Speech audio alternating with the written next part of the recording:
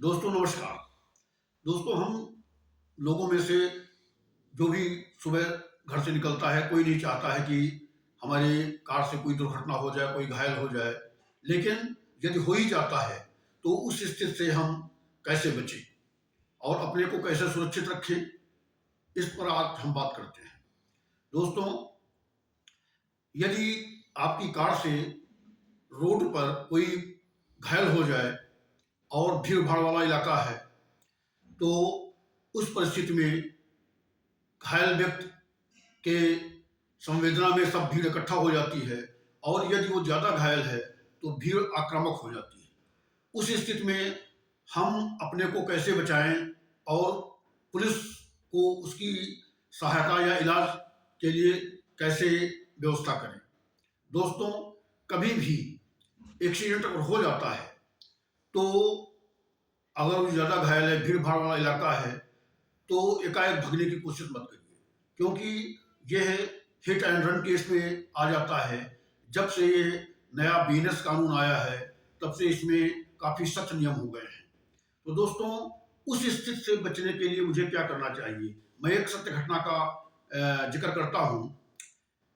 इसमें एक 25 साल का लड़का था और वो घरेलू सामान की सप्लाई दुकानों दुकानों करता था।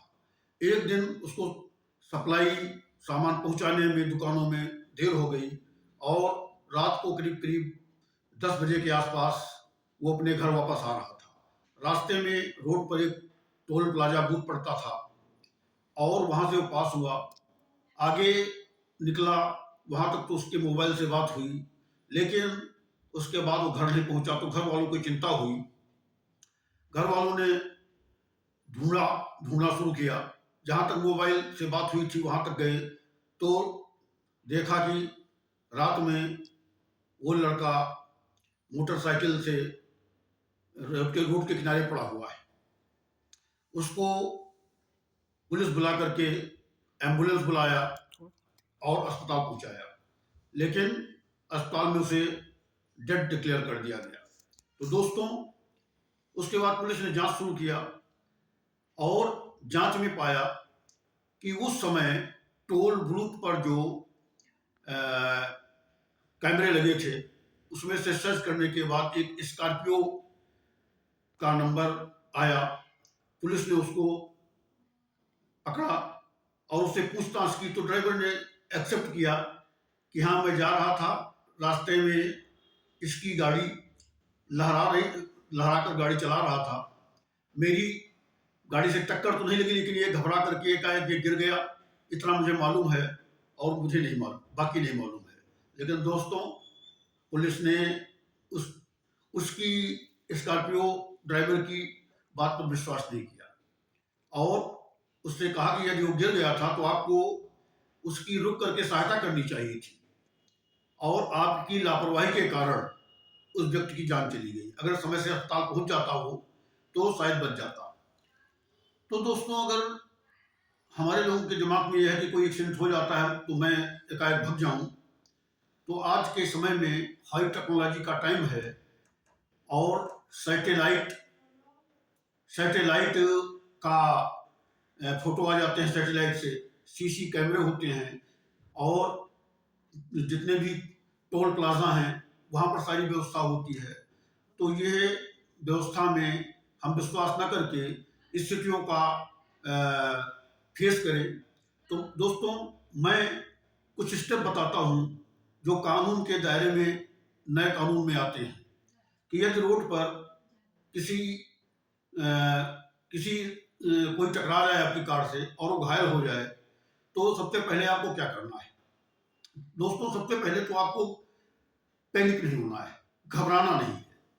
और यदि भीड़ इकट्ठा हो जाती है, भीड़ आक्रामक है, तो आप अपने कार के डोर और विंडो बंद करिए, मोबाइल निकालिए और मोबाइल से पब्लिक की ओर मुखातिब होकर के कहिए कि मैं पुलिस को और एम्बुलेंस को बुलाता हूं।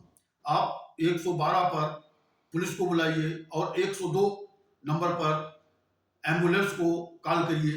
इसके बावजूद अगर पब्लिक आक्रामक हो रही है, आपकी जान का खतरा है, तो दोस्तों, जान है तो जहान है।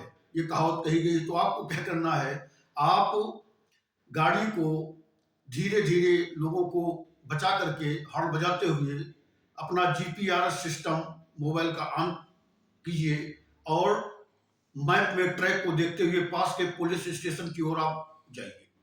ऐसा करने से कभी भी आप हिट एंड रन केस में नहीं आएंगे और आप सुरक्षित पुलिस स्टेशन पहुंच जाएंगे। जब आप पुलिस स्टेशन पहुंच जाएंगे तो ये जो आपने फोन किया है ये आपके लिए प्रूफ रहेगा। आप कोर्ट में अपना पक्ष इसके द्वारा रखेंगे तो आप निश्चित रूप से हिट एंड रन केस से बच जाएंगे। बात आती है कि यदि उस व्यक्ति की मृत्यु हो जाती है तो आप एक सशक्त सबूत के साथ रहेंगे। मतलब कि आपको ये कानून नहीं कह सकता है कि आप दुर्घटना करके भाग गए हैं। आपने एक जिम्मेदार नागरिक की तरह अपनी सुरक्षा की, पुलिस को बुलाया, एम्बुलेंस को बुलाया, तो आपने लापरवाही नहीं की।